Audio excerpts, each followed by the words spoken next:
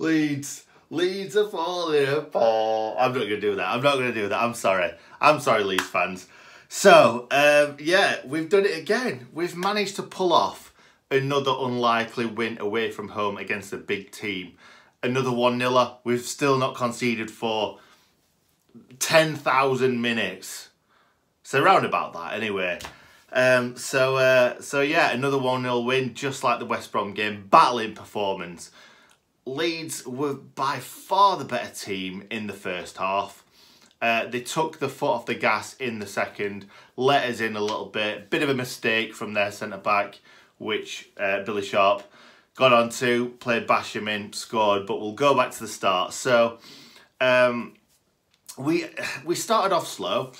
We played Basham instead of Dowell or Duffy. So the whole defensive element to the midfield, well, a defensive element to the midfield rather than having an attacking midfielder going and helping out the strikers. So Sharp and McGoldrick were a little bit isolated at times. McGoldrick had to drop back a little bit at certain points because we were struggling. We really were struggling early on in the game. Leeds were creating so many chances and we just could not cope with it. They probably should have put 1 or 2 away. They didn't. We grew in confidence, nearly scored right on the stroke of half time when Basham went through. Keeper came out, did really well to be fair. But I wonder if it had come out so far if it was like a Billy Sharp or something. Basham, obviously, not used to being in that position, kind of didn't know what to do, tried to stick it round him. Like, in hindsight, he tried to stick it round him. The keeper was still out of his net. He could have took his time, but he kind of just slung his foot at it and it just kind of like bobbled into the box. But yeah, Leeds had loads of good chances. Loads of good chances. They had us. We didn't start the game defensively very well.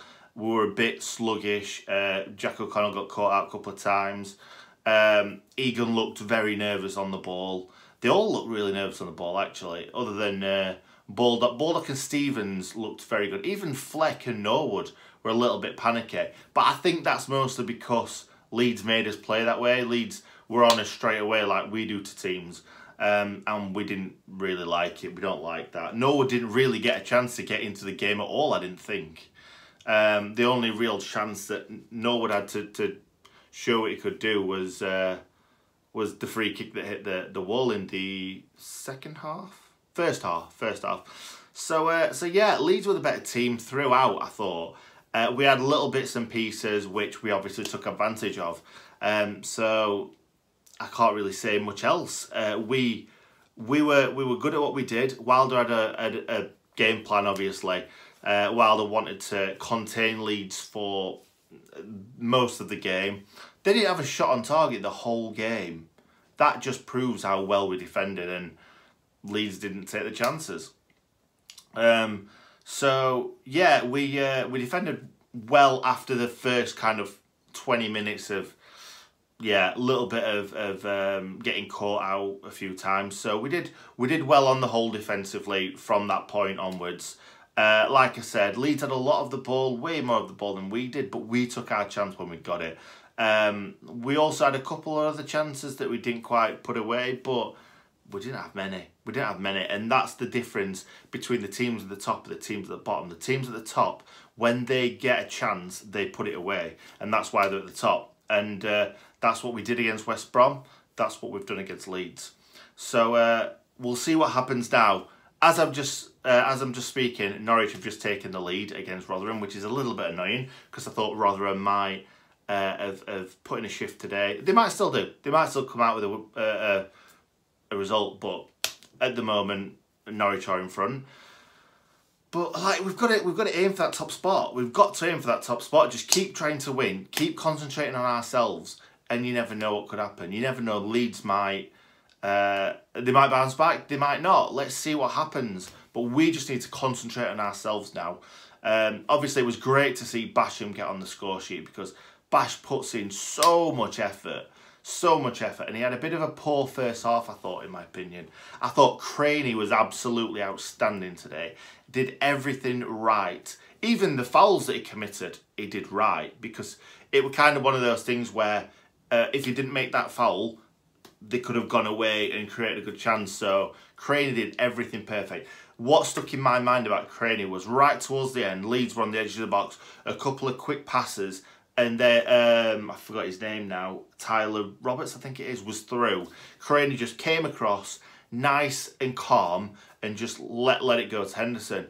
Like, if that was somebody else, they might have come across and just slid in and maybe took the player, or slid in and tried to clear it and fluff it. But Craney came in, cool as you like, blocked off the player for Henderson to come and collect. Thought Henderson was brilliant today. The only chance the closest they got was hitting the post.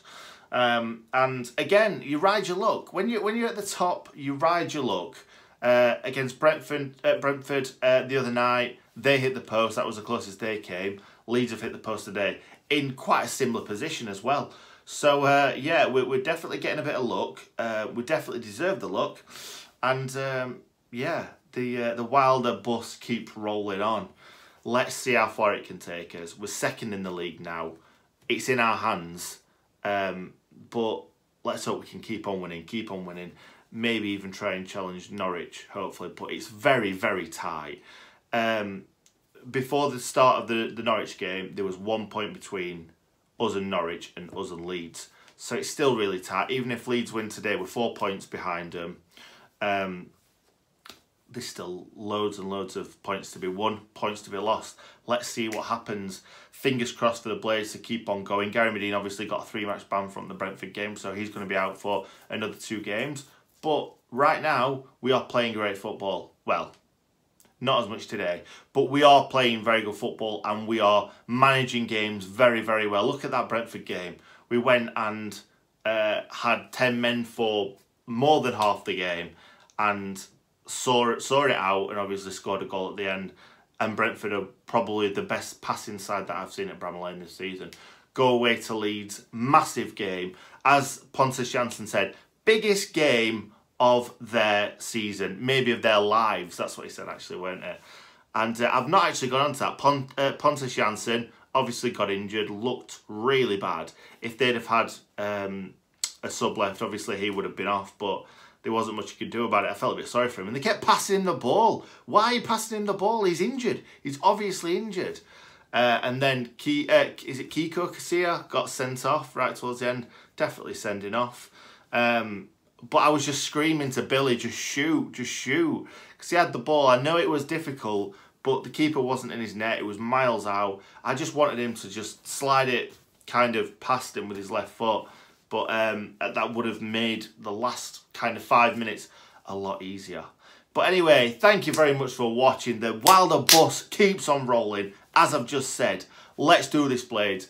We've got... how many games left? Is it 8 or 9? Something like that. I can't remember exactly how many we've got. We've got a lot of tough games. A lot of cup finals. So have Leeds. So have Norwich. Let's keep this going. Can we reach the Premiership? Can we? We're in the driving seat now. Come on, you Blades.